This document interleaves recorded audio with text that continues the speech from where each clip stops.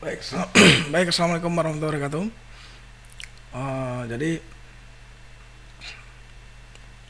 pada sesi ini yang saya bawakan mengenai materi-materi atau tugas-tugas dari mahasiswa saya ya. Jadi ini slide dari Mbak Halimatul Hasanah yang berbicara tentang tiga prediksi isu tren keamanan siber 2001 dari data sampai cloud computing pada mata kuliah sistem pertahanan jaringan. Oke, tiga prediksi isu tren keamanan cyber di 2001 dari data sampai cloud computing. Semakin banyak data yang pribadi yang tersebar, jelas ya, karena kan posisinya kita kan daring di sini ya. Jadi pasti yang namanya privacy terus dan sebagainya kan menjadi sebuah PR besar untuk kita atau Anda atau semuanya ya.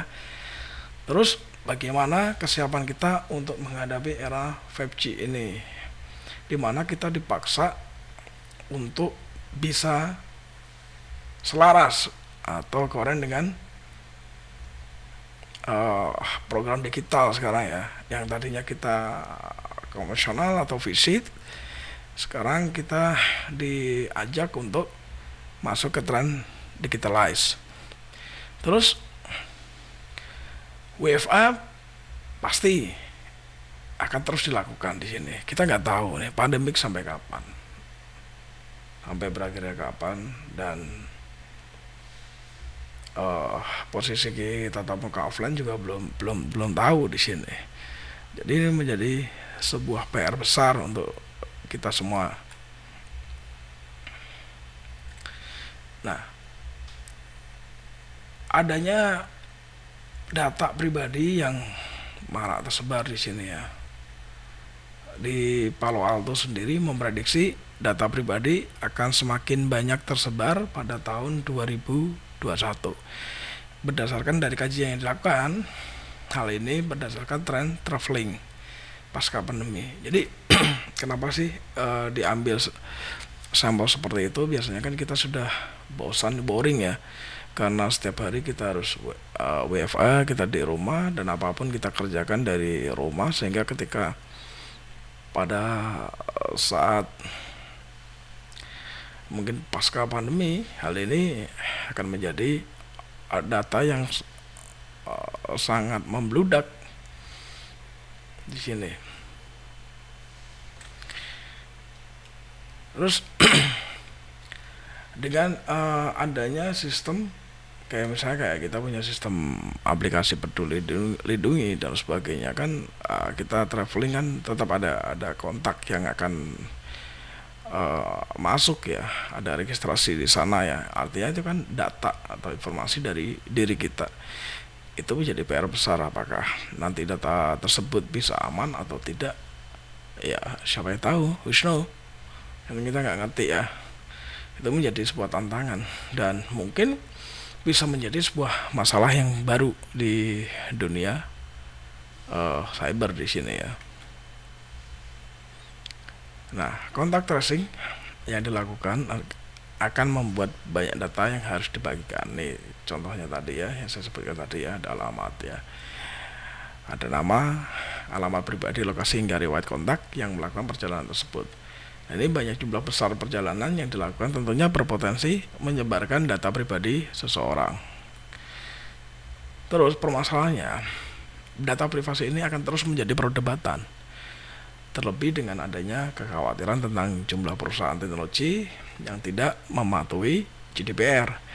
GDPR itu adalah General Data Protection Regulation dan melanggar penggunaan data pribadi milik seseorang. Terus kesiapan untuk menghadapi 5G. Jadi jaringan 5G kan sekarang ini udah jalannya, telah diadopsi oleh beberapa negara seperti Chinese, Korsel, Jepang hingga Amerika Serikat. Nah, penggunaan 5G ini pun mengakselerasi peluncuran jaringan besar-besaran di banyak negara, karena industri telekomunikasi akan berupaya untuk menyediakan layanan baru untuk pelanggan individu dan organisasi. Pada tahun 2020 sampai 2005 akan diprediksi teknologi 5G akan diadopsi berbagai sektor seperti pelabuhan, bandara, hingga pusat-pusat logistik. Sekarang ini pun di tahun 2021 pun kita sudah merasakan banyaknya sekali, maraknya sekali banyak provider-provider yang bermunculan. Saya tidak usah sebut mereknya apa saja di sini ya, teman-teman pasti udah paham lah. Yang dulunya kita kenal hanya beberapa provider, GSM provider, sekarang sudah nambah lagi. Ada anaknya lagi, ada anak-anaknya lagi. Nah, ini sebuah tantangan lagi. Karena pada waktu kita registrasi pasti kan minta nomor KK atau C1 atau KTP ya, atau NIK yang digunakan. Itu juga sangat berbahaya. Data tersebut masih mungkin akan bisa terekspos di dunia maya. Ini tantangan untuk kita bersama ya, bagaimana mengamankannya ya kan. Nah, itu masih jadi PR yang besar. Oke. Ada survei di sini yang dilakukan di perusahaan perangkat pelunak telekomunikasi asal Amerika Serikat, China. Terus 31% respon dari kalangan perusahaan di Singapura, Indonesia, Filipina, dan Jepang sepakat bahwa manfaat terbesar yang dimiliki oleh 5G adalah kapabilitasnya dalam mendorong terwujudnya transformasi digital serta berbagai aplikasi digital.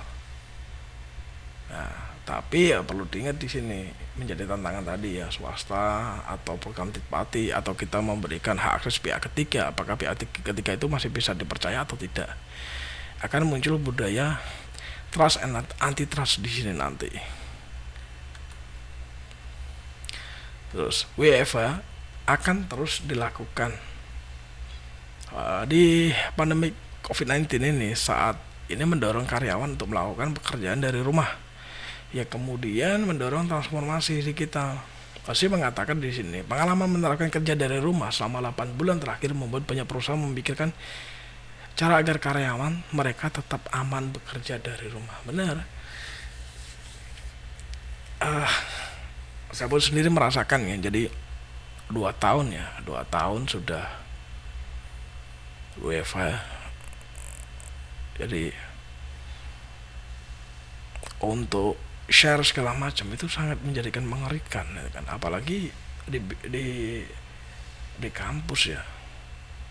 Kadang kalau sistemnya belum terpakai bagus, belum ada sistem digitalize atau digital sign in dan harus menuju ke dosen, itu juga berbahaya.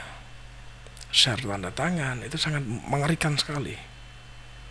Tapi inilah kita belum bisa mengadopsi itu semua untuk menjadi sebuah satu kesatuan yang baku. Jadi masih terpisah-pisah. Frame-nya harus disamakan. Jadi bagaimana kita mau buat sistem yang corporate atau terpadu di situ, yang bisa mewadai atau bisa lebih aman untuk si karyawan maupun dosennya, atau mungkin keluar dari zona dosen atau karyawan, itu harus ada sistem yang privasi sendiri, mungkin dari jaringannya sendiri. Itu bagaimana kita mau menggunakan network yang sudah disediakan oleh kantor atau oleh kampus dan lain sebagainya. Oke. Nah, salah satu teknologi yang diterapkan adalah cloud. Nah, cloud sendiri juga biayanya juga mahal ya, dengan daya komputasi yang besar. Jadi gak semua orang bisa melakukan itu, dan semua juga untuk physically megang laptop hampir jarang, karena semua sudah terkomputasi atau tervisualisasi. Ini yang jadi PR berikutnya, karena cloud sendiri juga nggak murah gitu ya, dan kita juga membangunnya juga ya mahal juga, harus beli server dan sebagainya. Itu menjadi PR dari mungkin dari lembaga atau dari kantor atau dari government itu sendiri. Nah, namun ini disayangkan, banyak solusi ini masih mengandalkan teknologi lama seperti VPN ya, jelas ya. Apalagi kalau VPN-nya pakai gratisan itu ya. VPN sendiri adalah virtual private network, sudah tidak stabil. alat token fisik, hingga gawat digital berbasis teknologi yang memang tidak dirancang untuk mendukung konektivitas secara simultan. Nah, teknologi lama ini masih diandalkan, bahkan beberapa diantaranya hanya menjadi solusi sementara. Selain itu, teknologi ini juga dianggap terlalu kompleks untuk sebagian karyawan yang tidak paham dampak yang diakibatkan terhadap keamanan cyber. Jadi ya emang benar ya, kita tidak segampang itu untuk download VPN kita pakai enggak ya, tapi kita perlu waspada juga di situ. Bisa jadi VPN tadi ada malwarenya. Nah, Sin pun menjelaskan sangat penting untuk mendesain ulang secara total cara karyawan terhubung. Mendesain ulang cara karyawan terhubung ini menurutnya dapat memangkas komplikasi keamanan cyber. Ya, banyak sih kebijakan dari Bring Your Own Computer atau BOC yang sekarang menjadi sebuah kelaziman untuk meningkatkan efisiensi dan efektivitas jaringan. Sama seperti dengan kalau saya bilangnya mazhab ya, kita berbicara basic, what you see what you get, ya yang lo lihat ya yang lo dapat, kayak gitu. Oke, mungkin uh, tantangan era di industri 5G ya seperti itu ya.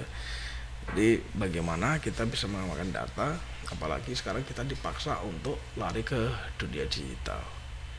Kita mau naik pesawat, naik kereta segala macam, tentu kita menggunakan identitas kita.